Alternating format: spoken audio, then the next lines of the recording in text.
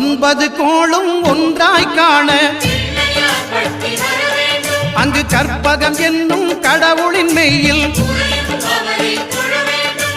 ஒன்பது கோளும் ஒன்றாய் காண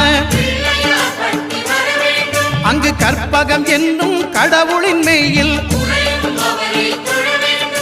சூரியன் முதலாய் ஒன்பது கிரகமும் பலவித குணங்களை கொண்டிருக்கும் எங்கள் கற்பக தருவில் அவை வரும்போது ஒன்றாய் சேர்ந்து பலனளிக்கும்.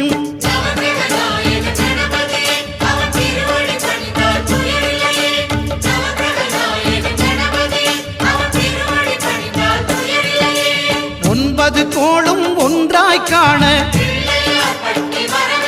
அங்கு கற்பகம் என்னும் கடவுளின் மெய்யில்